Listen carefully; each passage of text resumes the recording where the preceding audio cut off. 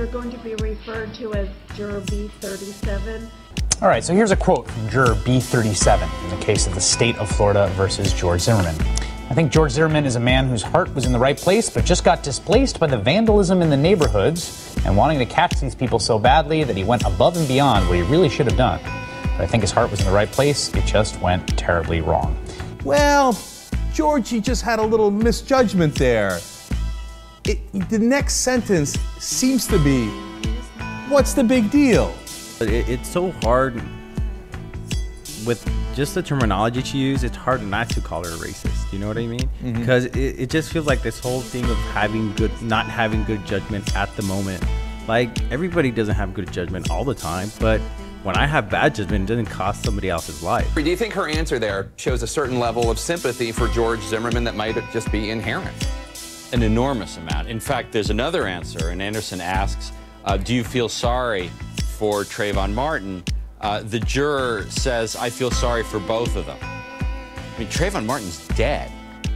George Zimmerman was inconvenienced. I mean, the idea that you could put your sympathy equally to the two of them was really shocking. I question whether or not she didn't know much about the case. I have to be honest with you. I question a lot about this juror, including how she got on the jury, why she was not voir dired away when she said that the protests were riots. I think she knew a lot more than she probably said, but that She also was very eager in voir dire to be on the jury, which is somewhat rare. Yeah. Book deal probably not having anything to do with that. You know, and she also had this instant notion from the very beginning that George is just a good-intentioned, good guy. Right.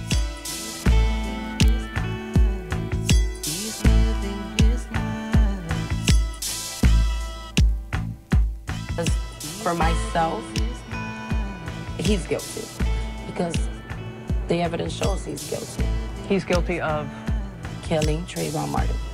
But as the law was read to me, if you have no proof that he killed them intentionally, you can't say he's guilty. Who's blacker than you are?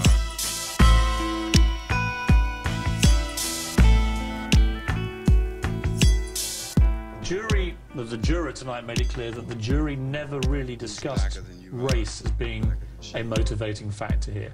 Remind you, they're white. Well, one Hispanic, but she stuck in the middle. 5 white women on the jury and 1 Hispanic lady. Yeah. I don't understand, though, where the entrance of punks getting away with things comes into the story when it's literally just a guy walking around a neighborhood. Again, there was an assumptive component to what he said on that 911 call that made it seem as if, hey, you know what, I've got a problem with this guy, and I think I know why. I'm leaning more towards, yeah, like she's ignorant and she lives in her bubble, and I'm gonna say it, she's racist, yeah.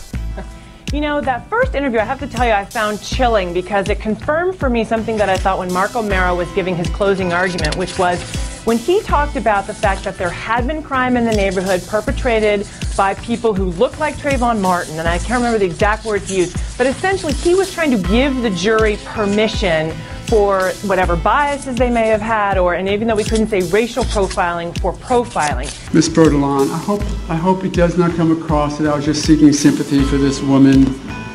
But the reality is, I think when you put a face on what was happening at Retreat View, she's it. She really is. I think he just didn't know when to stop. He was frustrated. Maybe this much? That's the face of the frustration that I think George was feeling a little bit of. I think he just didn't know when to stop. He was frustrated. It's not to say that everybody is perfectly innocent and you shouldn't be worried about people doing burglaries. Of course not. But you also can't judge every black person in that community as guilty until proven innocent. And if, by the way, they're shot, then the burden of proof falls on them to prove beyond a reasonable doubt that they were innocent. Otherwise, they're shot and there's no justice at all, right? That's too high a burden to put on our fellow Americans. So you don't believe race played a role in this case? I don't think it did. Where do we go from here? My hope is that we stop walking around looking at color.